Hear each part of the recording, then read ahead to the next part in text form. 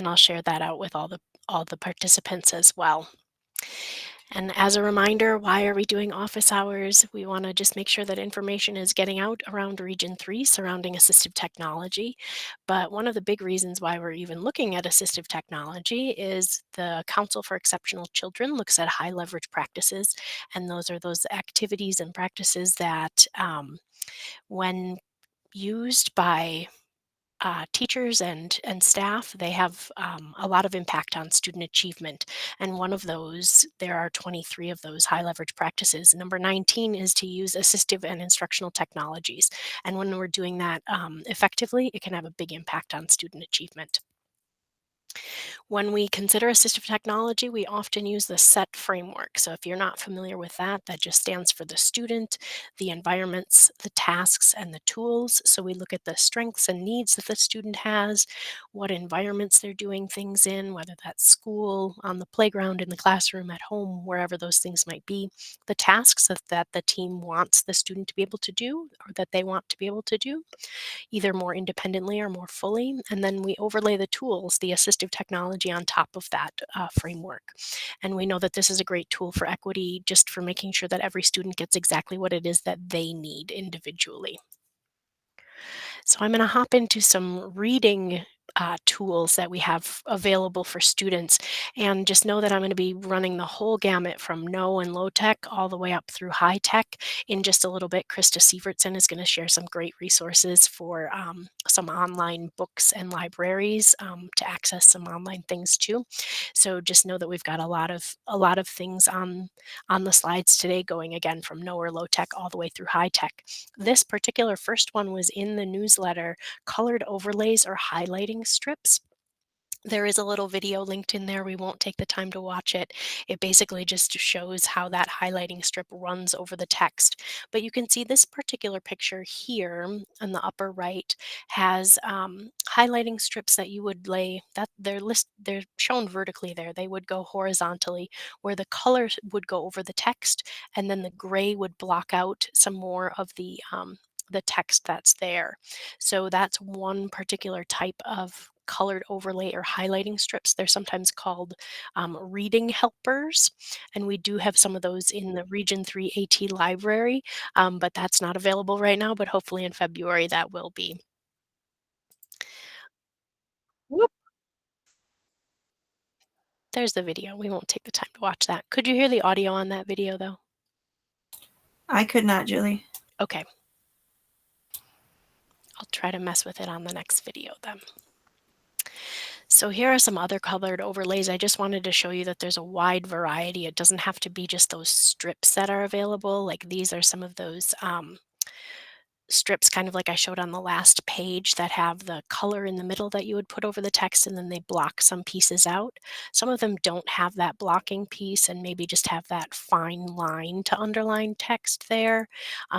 They can be all different sizes. Most of them are pretty flexible and can go over the text. Some of them highlight multiple lines at a time, as you can see here, versus just maybe one line with some of these other options. Also, there are just colored overlays, which basically are just a sheet of colored, like almost like lamination. They can come in many different colors. Some of them you even can use, like if you would put on a screen, so that can work that way. They say you can use them as bookmarks, but they can also be cut to size, so whatever size it is that you want them to be available. Um, the Erlin colored overlays, I'll show you those. It's a brand name that you'll often hear, but so they have their whole web page, which has a bunch of information about the science behind it and getting tested. But one thing that you can also order items from this web page. But one of the things that I like about this particular web page is that just at the top they have where you can actually click on these different colored glasses, and it just shows you what a colored overlay would look like. And of course, some digital sites have this available too. But this is just a quick way where you could show it to students and be like, okay, which one of these do you think you like best? So just a quick way to show um, visually what those different options are. So again, that's colored overlays, no or low tech, something that's available very inexpensively, or um, even you might even have something around that would serve that purpose. Adapted books. So there are many different ways to adapt books. The first link that I have in here is from a blog that even if you don't take any of these specific resources, if you are using assistive technology for communication, augmentative and alternative communication, I love this blog, and I feel like there are many different options with in this blog. Sorry, I'm looking at the questions and they're disappearing. So I'll make sure that I come back to them in just a second. I just want to show this blog. Practical AAC has different things that they share out, videos of the week, strategies of the month, all about augmentative and alternative communication. It's one of my favorites. But this particular post is about adapting books. And there are a bunch of different resources on here, both libraries that have different books within them and information about how to adapt books. One of the resources listed here and also on your slides is this Paul v. Sherlock webpage. And the one thing that I want to point out to you on here that I found really interesting, there are both PDF versions and some PowerPoint versions or movies even. But what I like are there are some PowerPoints that are listed that are adapted for cortical visual impairment. So if you click on those, they'll download, but in the slides, I just have one example of a PowerPoint, and so it shows just how they provide a black background with a just the cutout of the particular item that it is that they're looking at. There are some that provide high contrast with the text. So I think sometimes cortical visual impairment is one of the ones that's harder to adapt for. So just know that Paul v. Sherlock Center includes books like in PowerPoint that are adapted for CVI. Another way to adapt books just for making them interactive or teaching vocabulary and that kind of thing is just taking a book. This is Five Little Monkeys Jumping on the Bed, and you can just take it apart, basically laminate all the pages and then rebind them just to make it a little more durable, and then it lays flat a little better. But you can use board maker or symbol sticks or whatever the picture system that you want to use is, and then just use those as ways to interact. You could also do a sequencing activity. What did they do first? Did they take a bath? And then they put on their pajamas. So that's just, you know, one another way that you can adapt a book to make it more interactive. All right.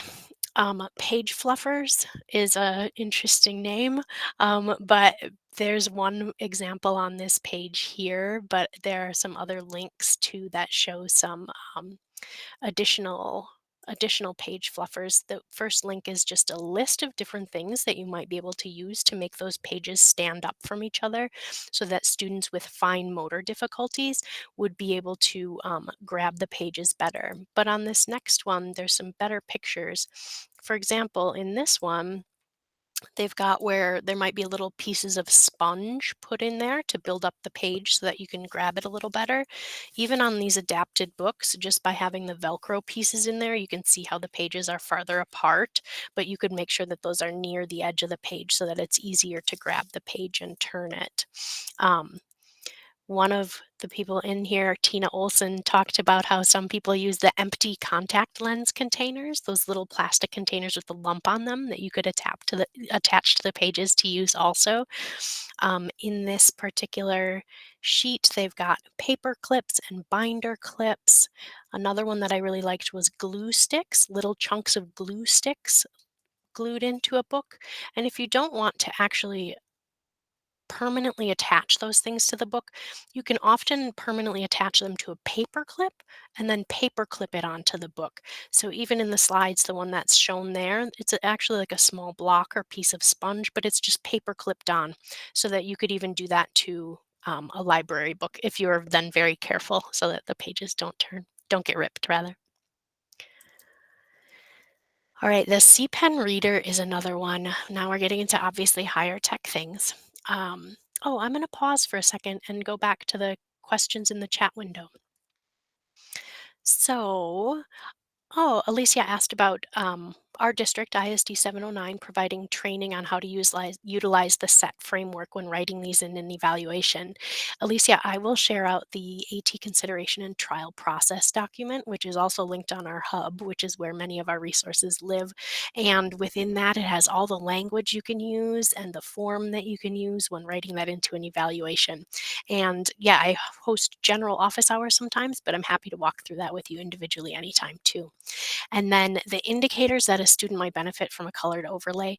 I think anytime you're having a student who's having difficulties with reading, oftentimes a diagnosis of dyslexia, not mandatory, could also be something that might indicate that they could benefit from a colored overlay. I know there's some research on that webpage that I shared. I am honestly not very familiar with the research. This is a tool that I often, even as a speech language pathologist, would sometimes just kind of throw out there and be like, "What do you think? Does that make it look better?" But I think for many students, especially if you have a visual difficulty with your reading um, disability, that can be a definite component for that. Okay. All right. I'm going to hop into the CPEN reader. So, this is something that would be used for hard copy text because what you do is you drag it across the screen or across the page and it reads text aloud for you. I'm going to pull up a video on this and hopefully the sound will work as well. Hold on just a second.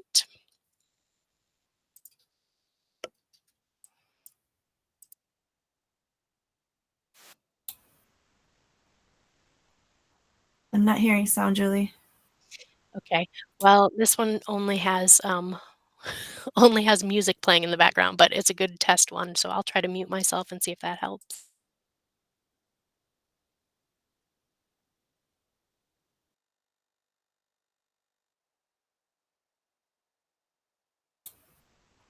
I can't hear anything, but I wonder if you need to check that box about sharing audio. Yeah, tell me which box you're talking about. It's when you share, when you go back and do the initial Oh, that share, there's a yeah. checkbox there. Let me perhaps I'm gonna let this video play out because there's very little sound for it, but I will do that for our next video.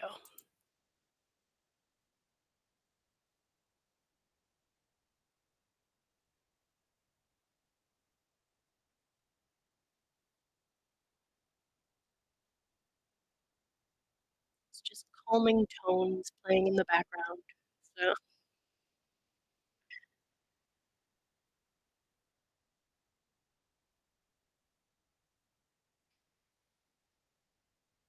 and it's reading the text aloud there. So as she was looking up the definition, it also read the text aloud. So that just gives you a general idea. It also has a dictionary and things like that attached to it. So again, for hard copy text, that's a great option that we have a number of students using who really have some positive things to say about it. And it's not great for reading a whole book aloud, but it can be super useful for if there are just certain words or even just like reading directions on a hard copy worksheet, that kind of thing. That's a little more helpful for that piece. So that's the C Pen reader. Okay. There are text to speech and speech to text options. I know I share this one out frequently, so I'm not going to go through and watch the video on this one. Um, but just know that my two favorite tools, because I work in a Chrome district, are using Read and Write for Chrome on Google Chrome, and on a Chromebook, Select to Speak, and that's in the accessibility settings. So that there's a less than 2 minute or maybe a 2.5 minute video linked in that document that will show you exactly how to do those things. But it basically will set you up so that you can read any text aloud on a Chromebook. We talk about that option maybe more than anyone wants to hear it. So I won't go too in depth, but just know that that's a great option for that. The video is linked in here. We won't watch it, but just know that that's linked in there. So I'm going to go to the next slide. Okay, and then I'm going to answer Alicia's question. I know the consideration guide and have used the SET framework many times to write an eval, but I'm mentoring a new teacher and is wondering if the district walked through this process for the new teachers. No need to share with her. I have it. Okay, great. I will make sure that I reach out to you, Alicia, and maybe get in contact with that particular new teacher. Yeah, we don't do a specific whole new teacher training on that particular specific aspect, but maybe that's something to do in the future. Yeah, so recently I attended the Pacer Center, just did AT for reading workshop. And so they had a ton of great resources in there. So some of them are ones that we talked about today, but there are a lot more really high tech ones um, listed in there. And it goes into reading hard copy text and digital text. So I just wanted to attach that handout. If you're looking for something that doesn't quite get hit by the things that we're talking about today, um, they had a lot of options in there. And then oops, sorry, next. And then also the recorded webinar is listed there. Live, it was like an hour and some, but they recorded a 40-minute version of it. So just know that that's another option too. This is the last slide that I will share, and I won't go through these options. Krista, though, is going to go through very similar options in audio-supported reading and things to share books with you. So just know that that is a link, that is a resource that is linked in your slides. But with that, I'm going to turn it over to Krista Sivertson. I will stop presenting, and she's going to present the screen and share some great resources too. All right. Thank you, Julie. Can you hear me all right? All right. I'm going to share my window over here since I've got so many different tabs to share. So let's see. Oh, and I forgot to, well, I guess, hang on. I'm going to go back and make sure I click that, click the box. Also share audio. Yes, I'm doing that. Sharing the audio. Okay. All right, so now we should be shared. I am Krista Sivertson. I am the Autism and AT Specialist at the Duluth Edison Charter Schools, and I'm going to talk to you about some options for having books read out loud to you. So the first ones that I wanted to focus on are picture books being read aloud by a human narrator, because I know a lot of our resources that we have are often computerized voices, and especially for younger kids, those can be really hard to kind of get over and understand. So I just wanted to share a few of these resources with you. The first one is Storyline Online. I know a lot of teachers are really familiar with that. I see it often in classrooms where the teacher is doing maybe a read aloud book with the entire class, but these are also really great for individual students to listen to during maybe their silent reading time or read to self time. So what Storyline Online is, a entire website with actors, famous people who are really good readers, really engaging, reading different storybooks. So for example, this one is Nancy Cartwright, who's the voice of Bart Simpson.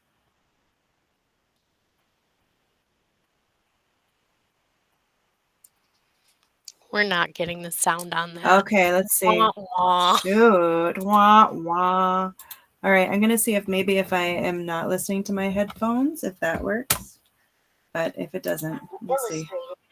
Does that work for you? All right, it's my headphones.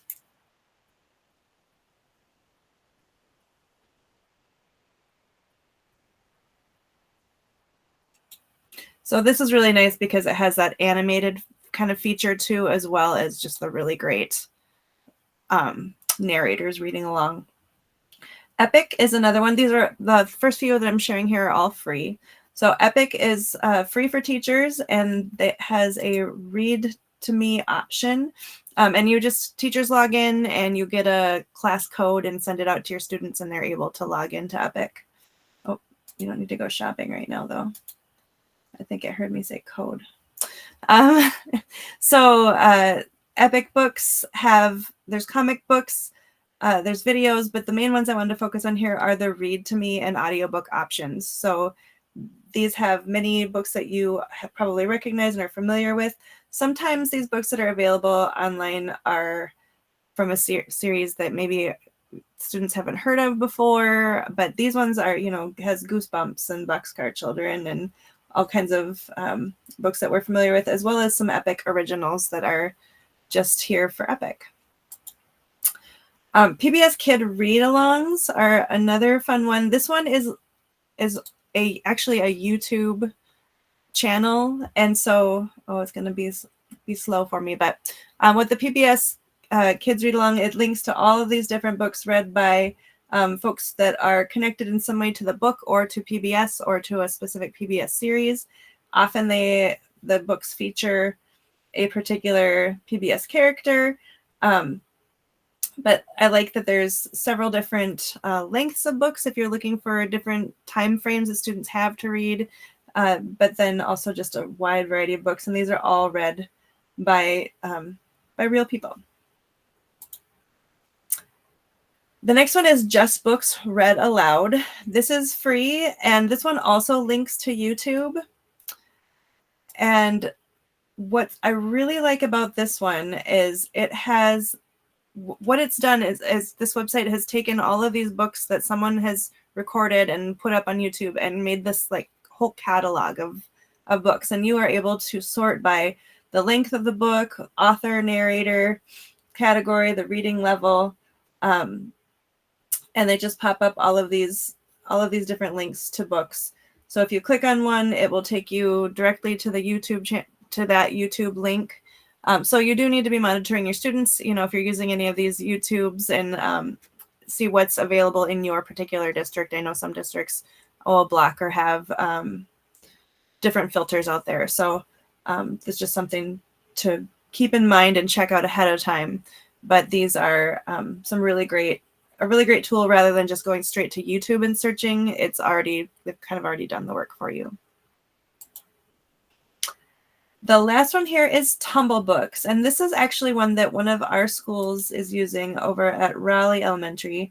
And Tumble Books is a subscription-based program. They work together, this one you work, your school subscribes, and then you have access to all of these different books. Right now, I'm just showing you what's free and available to anyone who hops into Tumble Books to check it out.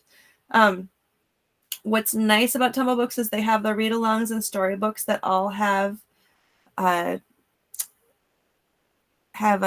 stories read out loud. And I wanted to try to find one. I know it popped up in a different window for me, so I'm going to try and share this window instead.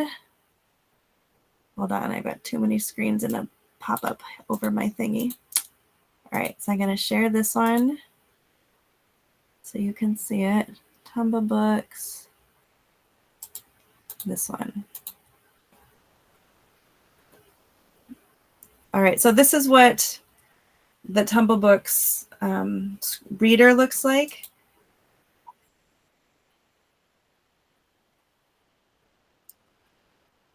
We're not getting audio again. Oh, you're not getting audio on this one? No. All right. So this one's reading out loud. It has a little bit of kind of animation built in there.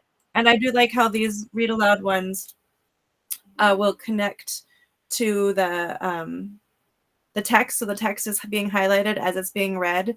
And just some of the research out there that goes along with, people sometimes question, are audiobooks really like real books? Is this really reading to students? One of the best ways to incorporate audiobooks is to have them read along with the book if they're able to. But it's also, the research has shown that audiobooks just are, in general, a great way to make sure that our students are being able to access the text that their same age peers are accessing, and that there's absolutely nothing wrong with reading an audiobook versus reading a paper book. I will fully admit that I am a grown-up who almost only reads audiobooks right now, just because I don't have time to sit down and look at a book. I'm listening to audiobooks while I'm doing everything else in my life. So I'm actually going to share one of the apps I use all the time here in just a minute.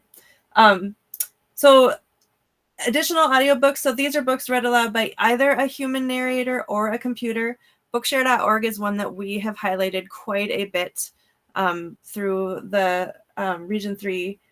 And I did want to point out that Bookshare now has in their special collections human narrated books. So this is brand new. Up until now, you've had to rely on whatever voices are on the not operating system. What am I trying to say? The whatever internet provider or what's the right word, Julie? I can't remember. Anyway, I mean, I think your operating system. whatever Yeah, you're voices right. are on Yeah. your computer are the ones that work with Bookshare.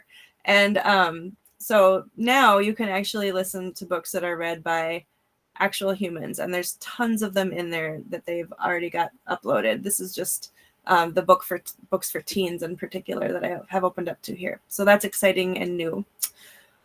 The Libby app, this is the one that I use a lot. This is audiobooks through the public library. So in order to use Libby, you do need to have a library card. I have linked here the library card application for school groups, so you can have your students fill this out. They just need to have their parents sign it at home. And you are able to, even without going to the library, get a library card number and be able to access their digital content. So you'll have access to all of the different audiobooks that are available. You can sort by what kind of, sorry, it's just asking me all kinds of things. So you can sort by just audiobooks to find all of the different titles that are available. It's just like any library, you can place a hold on things that aren't available yet, and it'll notify you when they come up. So there's lots of options there. Again, YouTube Books has tons of audiobooks for our older students. If you look at YouTube hashtag audiobooks, you can often come up with long lists of possibilities. And sorry, I had it pulled up, but mine decided to refresh. Often these are, and in these next few that I'm going to share, most of these are public domain books. So these are books that are no longer under the copyright and are able to be read and published and put out there for anyone. But there are also several. I've been able to find The Hunger Games and some other more recent. I saw The Ballad of Songbirds and Snakes on here when I was going through. So there are some out there that have been released as well. So not all classics, but sometimes the classics are what you're reading in, middle school and high school. So these can be the great ways to access those as well. So Digital Book IO, LibriVox, both of those are other ways to access those free public domain audiobooks. So if you don't want your kids going onto YouTube, those are two really great ways that you can browse basically the same libraries as what those two are working off of, but it has all kinds of different audiobooks. Again, mostly those public domain novels for mostly our older students. And the very last one here is Sora. Sora is something that our school looked into but decided not to do, in part because of the cost associated with it. We went with the Tumble Books instead. But Sora either connects to your public library and students can download books that way, or your school can purchase books and build their own audiobook library. And so that is an option out there. One thing I really liked about Sora is it organizes things the way that kind of a library does. So when it's Native American Heritage Month, they are featuring those books when you first open it up. Just like when you'd walk into the library, you'd see the display of books right in front. So some of those things are pretty cool. I like the way that you can find all of the, it's really kid oriented. It's made specifically for students. So just the way that it's set up is pretty nice. I love the different genres, the way that they've described them. So Sora is pretty cool if you can get that in your district. And that's what I have through as far as audiobooks. Any questions? And I see, Julie, something about your Media Center webpage there. Oh, yeah, when you were talking about Tumble Books, our students in ISD 709 have access to that through their Media Awesome. Center web pages, so yeah, it's a fun one. All right, yeah, if you have any questions, feel free to unmute yourselves, to type something in the chat window. We'll hang around and answer any questions you've got. Also, if you have any other resources that you've been using for reading supports, we'd love to hear about them too.